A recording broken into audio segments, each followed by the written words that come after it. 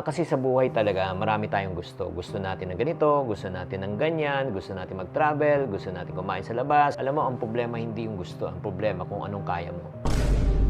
Pag meron kang natutunang isang matinding skill ngayon, di ba? Aside from what you're doing right now, itong bagong skill na ito ang pwedeng magpayaman sa'yo. Videos that will make you wealthy and debt-free.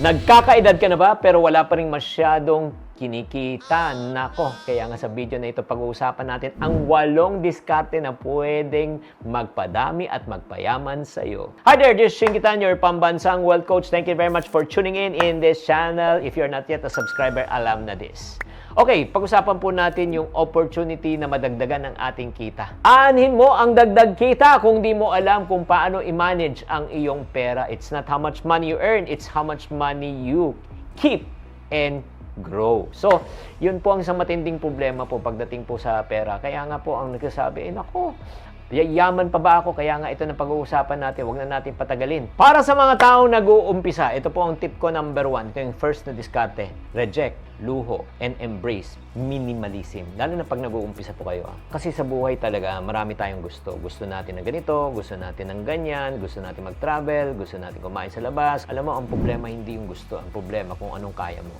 Again, sa mga taong nag-uumpisa, focus on what really matters. Yung basic muna. Kung hindi natin kaya, wag nating pilitin. Huwag po tayong mainggit sa buhay ng ibang tao. Dahil buhay nila yan, hindi mo yan buhay. Number 2, para sa mga beginners also, 8 diskarte na pwede magpayaman sa'yo, practice delayed gratification.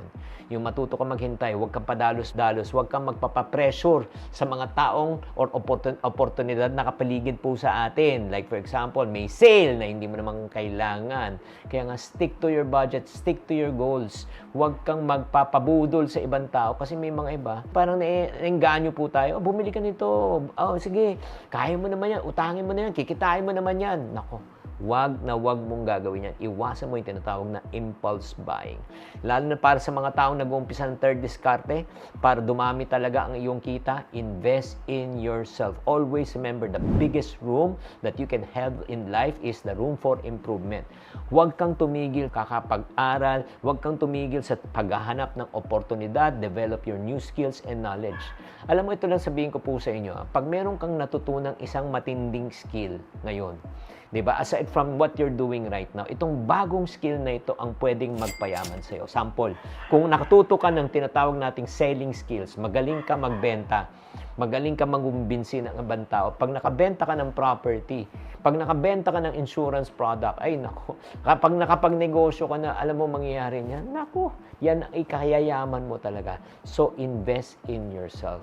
At para sa mga taong nag-uumpisa, ito po ang challenge ko po sa inyo. Pang-apat na diskarte, develop a healthy money mindset. Lahat po tayo, aminin po natin o hindi, nag-uumpisa tayo sa negative way of thinking. Like for example, paano na kung malugi? Ay, hindi ko alam kung anong ginagawa ko. Imbis na isipin mo kung paano ka malugi, bakit di mo isipin paano kung kikita ka? Sabihin mo, napakahirap magbenta. Ba't di mo sabihin, ay napakadaling magbenta? So, anong gagawin po natin? I-adjust po natin yung negative way of thinking natin to positive. I-adjust po natin yung focusing on the problem and then thinking about the result. Kaya alam mo, sa totoo lang kung hindi nagbago ang financial mindset mo, hindi magbabago ang financial life mo. Bago tayo magpatuloy mga friendship, batiin muna natin ang ating mga kaibigan. Katulad ni Hel Junaire, si Brian Stampa, at si Pards Nino. Pang-5 diskarte para tayo yumaman. If there's only one thing na kailangan natin matutunan talaga, learn about financial education. Bakit po? Kasi pag natuto ka, madali na. Pag natuto ka magnegosyo, madali na kumita. Pag natuto ka mag-invest, madali na kumita. Pag natuto ka, dadali po ang lahat. Kaya nga napakahalaga na magbasa po kayo ng libro. Or if not naman, watch videos just like this. If not, look for financial mentors and coaches. At once na ikaw ay kumikita na from mga beginners, pag ikaw kumikita na pang-6 na diskarte na pwede mo na gawin, eto na. Yung kita mo, palaguin mo. Diversify your investment. Sa panahon ngayon, hindi po sasapat ang iisang source of income. Kailangan flexible po tayo. Para tayong elastic man, di ba? Kailangan hindi lang iisang pinagkakakitaan po natin. Pangalawa, pangatlo, bakit? Pag humina isa, meron kang part 2, meron kang part 3 na pwedeng pagkunan ng pera.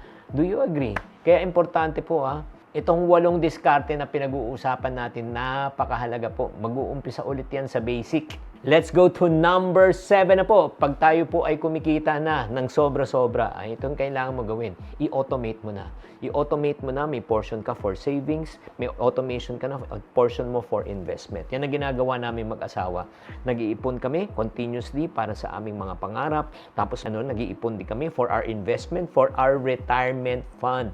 Bakit po? Gusto po namin pagdating ng panahon, kahit di na kami tatrabaho, may pumapasok pa rin pera. Di ba magandang isipin yun? Pagdating ng panahon, hindi ka mauubusan ng pera. At ang pang-8 diskarte, para lalo pa tayong umunlad, aside from pagdagdag ng skills, pagdagdag ng kita, kailangan i-automate ng ating savings and investment. Ang pinakamahalaga is this: avoid lifestyle inflation. Tumaas ang kita, wag natin i-increase ang standard of living and spending, but i-increase natin ang standard of savings and investing. Grabe. Pag yan ang diskarte nyo, ay naku, ang galing-galing. Diba? Ito na yung final tip ko po sa inyo. Dati, diba, kunyari, pag kayo kumita, 5-5-90, 5% savings, 5% investing, 90%, di ba, gastos. Pag tumaas ang kita, gawin mong 5-10-85. Pag tumaas ang kita, 10-10-80. Pag tumaas ang kita, 10-20-70. Pag tumaas ang kita, 20-20-60. Pag tumaas ang kita, 20-30-50. Habang tumataas ang income, huwag tayong mag-lifestyle inflation. Ang increase natin, yung savings and investing po natin. Pag yan ang ginawa nyo, itong 8 diskarte na ito, darating ang araw, yayaman ka din. Kaya nga para sa mga taong gusto talaga ma-experience itong pinagsasabi ko, dagdagan nyo na ang inyong kaalaman. Oo, magbasa ka, mag-attend ka ng mga seminars, mag-subscribe ka sa channel na ito at sumama ka na sa aming Iponaryo Group. Oo, meron po tayong libreng community na tinatawag nating Team Iponaryo sa Facebook. Miyembro ka na ba? Kung hindi ka pa miyembro, it's time for you to subscribe for free. Sana naman naliwanagan kayo itong 8 diskarte na ito na pwede nyong gawin. Kahit isa lang i-pick nyo at gawin nyo, ay check ko na magbabago ang financial life nyo. Tandaan, tamang karunungan, tamang disiplina ang susi sa pagyaman.